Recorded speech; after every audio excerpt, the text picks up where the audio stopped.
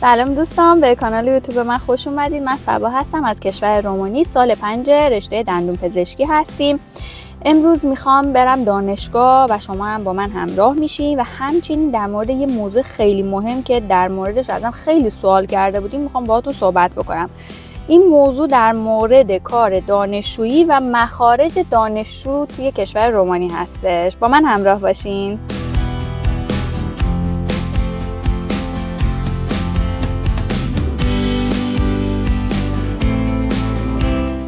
دوستان، چند وقته من یه دندون درد دارم.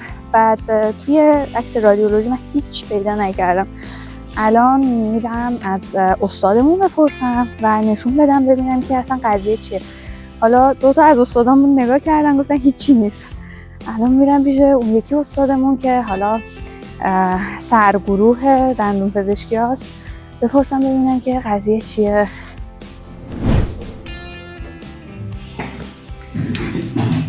دوستان نگاه کرد، استادمون نگاه کرد و گفت که هیچی نیست. بعد از 1 هفته بیا ببینیم که چیه، دوباره مثلا بررسی بکنیم. فکر کنم به خاطر استرس امتحانا و درس. بالاخره دندون پزشکی اینجوریه دیگه، سختی‌های خودشو داره. خب الان بریم سراغ اون مبحث مهمی که قراره در موردش صحبت بکنیم که میشه کار دانشجویی. خب اولش میخوام در مورد این که درآمد دانشجویی اینجا چقدره با هم دیگه صحبت بکنیم.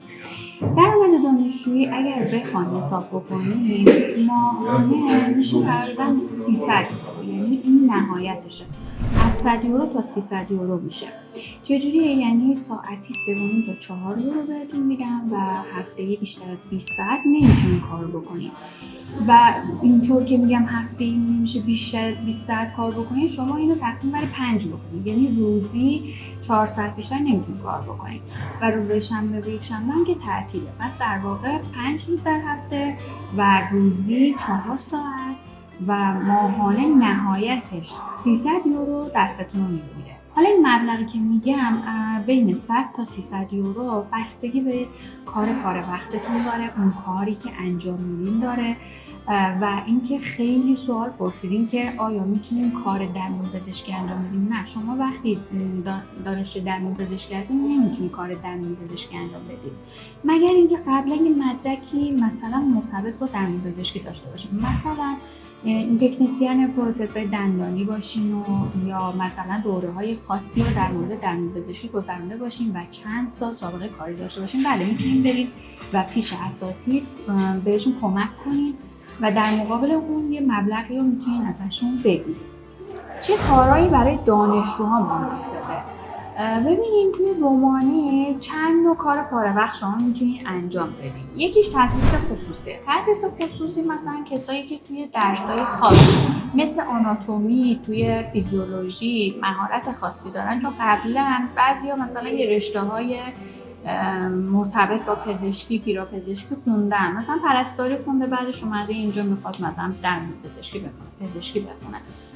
فیزیولوژیش یا آناتومیش قویه، میتونین شما این تدریس‌های خصوصی رو انجام بدین و از دانشجوها پولم بگیرین. مثلا اینجا ما سال اول توی فیزیولوژی مشکل داشتیم، یه آقای اینجا تدریس میکرد ساعتی 70 لیره، بالاخره درآمد خوبیه. یا میتونین درسای پایه مثل ریاضی و اینا، نه فقط برای مثلا رشته پزشکی، مثلا مدیریت ها ریاضیشون ضعیفه، میخوان مثلا ریاضیشون قوی بشه، میتونن معلم خصوصی بگیرن یا شما هم تدریس خصوصی این رشته ها این درس ها رو داشته باشید. دومین کار توی کافه یا رستوران هستش. بعضیا اومدن ازم پرسیدن که باریستا هستن یا بارتندر هستن. من فرق این دوتا رو هنوز متوجه نشدم، یعنی دقیق نمیدونم که کدومش چی کار میکنه.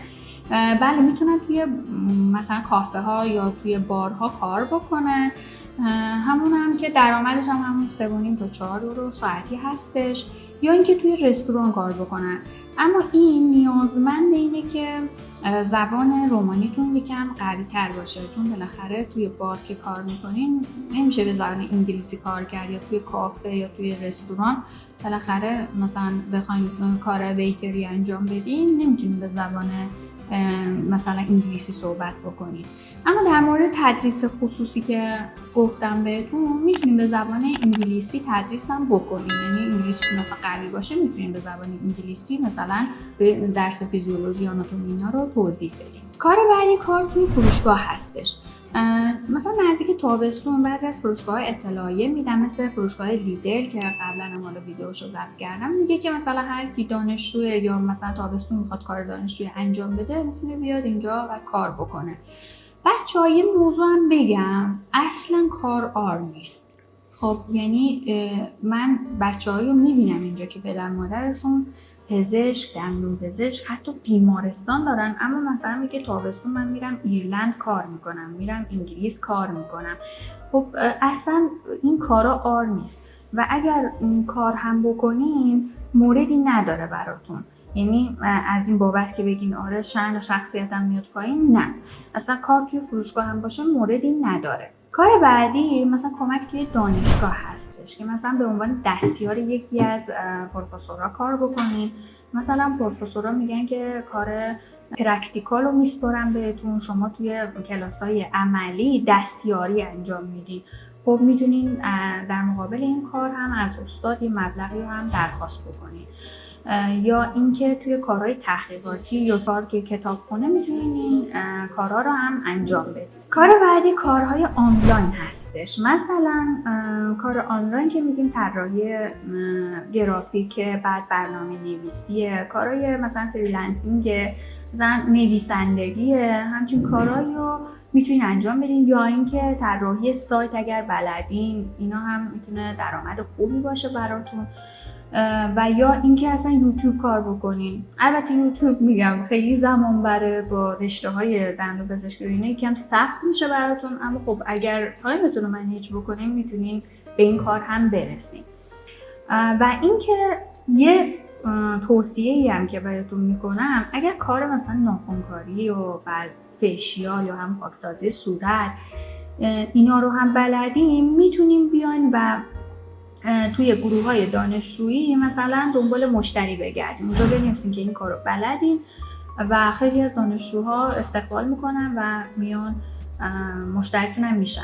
یا اینکه مثلا الان پسرا میگن که ما ناخن‌کاری بلد نیستیم که ما چیکار بکنیم، اینجا میتونیم مثلا یه ماشین در حد 2000 یا 3000 یورو بگیرین و کار مسافرکشی انجام بدین. مسافرکشی میگم حالا حالت بد جلوه نده، اما میتونین مثلا ببرین بچه‌ها رو فرودگاه برگردونین، چون اینجوری مثلا توی گروه مینویسن که کسی میخواد بره مثلا فرودگاه فلان شهر، میخواد بره مثلا فرودگاه کلوش، سی وی یو اینا، بعد دنگی حساب میکنن و یه نفر اونا رو میبره. حتی دخترها همین کار رو انجام میدن. همونطور که گفتم اینجا کار آر نیست. طرف مثلا زیر پاش یه ماشین ولکس واگن هستش، بعد اومد دنبال ما از فرودگاه آورد کنه. اصلا هم کارش بد نبود و ما خیلی هم خوشمون اومد و شما هم میتونید این کار رو انجام بدین، چه دختر چه پسر. میرسیم به این قسمت که حالا چجوری کار رو پیدا بکنیم. ببینیم چند تا سایت کاریابی هست که توی رومانی خیلی معروفه. یکیش بست جابزه، یکیش ای جابز و یکیش هم هیپو یا هایپو، نمیدونم، حالا یکی از این دوتاست. میتونین از این سایت ها کار رو پیدا بکنین. حالا مشخصاتتون اونجا بنویسین که استودنت هستین، پاره وقت میخواین و میتونین از اونجا کار رو پیدا بکنین. یکیش هم شبکه‌های اجتماعی مثل لینکدین، ایندد اینا. اما خب توی لینکدین و ایندد یکم کارا تخصصی تره. یعنی شما اگر قبلا یه حرفه‌ای دارین، یه تجربه‌ای داریم، میتونیم بله از لینکدین کار پاره وقت هم پیدا بکنید. دوستان اگر تا اینجا ویدیو براتون مفیده، لطفاً لایک و سابسکرایب کنید، چون من برای ویدیوها خیلی زحمت میکشم. ما 2 روز پیش امتحان داشتیم و من فقط یه فرصت پیدا میکنم که یه ویدیو خیلی مفید براتون ضبط کنم که بتونه بهتون کمک کنه تو مسیر مهاجرت، تو مسیر تصمیم گیری. پس خوشحال میشم که ویدیومو لایک کنین و همچنین کانالمو سابسکرایب کنین، ازم حمایت کنین. بعدش میرسیم به گروه‌های دانشجویی. ما خودمون یه دونه گروه داریم که همه دانشجوهای دانشگاهمون اونجا هستن، که بچه‌هایی که مثلا کار ناخن، فیشیال یا همون که گفتم مسافر میبرن و میارن، اونجا مینویسن.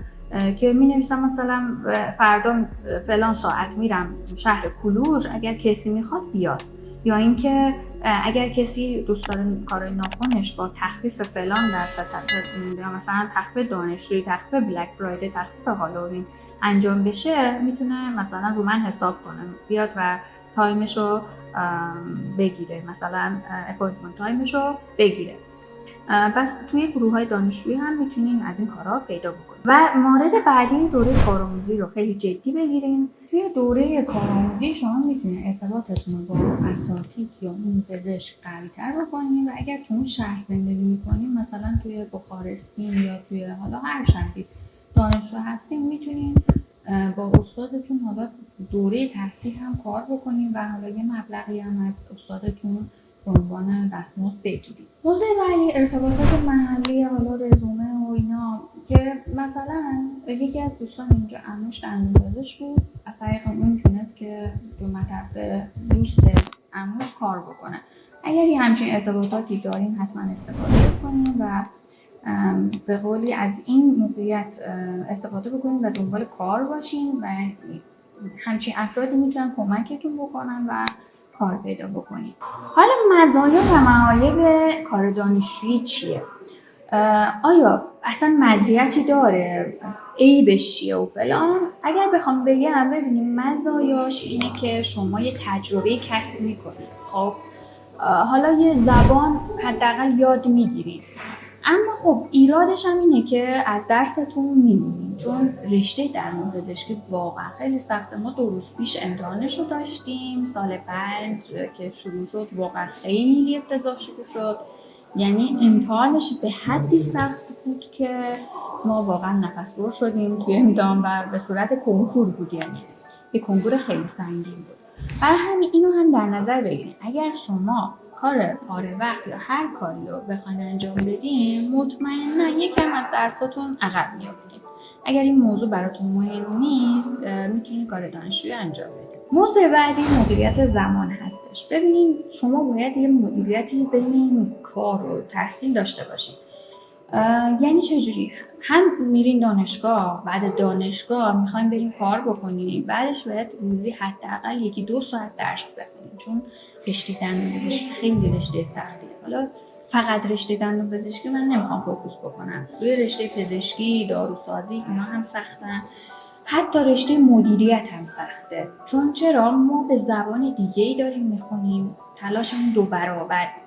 برای همین ببینی ساختار یا امتحانات یا اصلا همه چی توی دانشگاه متفاوته. دانشگاه ایران با اینجا خیلی خیلی متفاوته. برای همین شما باید این زمانتون رو با درس خوندنتون، یعنی مدیریت زمان داشته باشین بین درس و کار. خب موضوع آخر اینه که آیا با درآمد دانشجویی میتونید مخارج دانشگاه رو بدین؟ جواب من خیر هستش. چرا؟ چون ببینیم ما شهریه‌ای که پرداخت میکنیم، حالا دانشگاه ما 8500 که اکثرا دانشگاه‌های UMF 8500، اما دانشگاهایی هم هستن که 6500. اگر میخواین در مورد اون دانشگاه هم اطلاعات کسب کنین، به این ویدیو مراجعه کنین. و اینکه با این شهریه و با مخارجی که به یورو هستش، ببینید اجاره خونه به یورو هستش، بعدش مثلا خورد و خوراک و اینا به لی هستش. من نمیگم خورد و خوراکی هم ارزون تره، حالا ویدیوش هم ضبط کردم، حالا دیدین که خریدم کردیم از فروشگاه لیدر.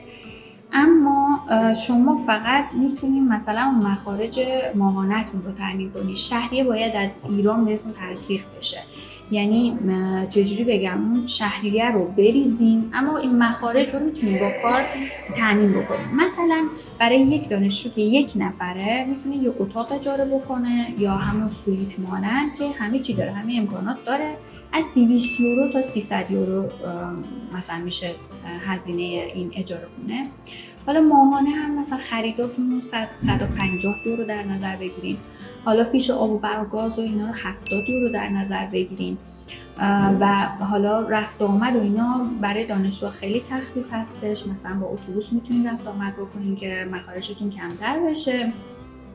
اما در کل کار دانشجویی مثلا یه قسمت از این هزینه‌هاتون رو ساپورت میکنه، مثلا خورد و خوراک و اجاره خونه رو ساپورت میکنه. ما بقیه مثلا یه 100-150 یورو باید کمک داشته باشیم. مخارج دانشجویی یکم بیشتر از درآمد دانشجوییه. امیدوارم این ویدیو براتون مفید باشه. تا ویدیو بعدی، خدا نگهدار.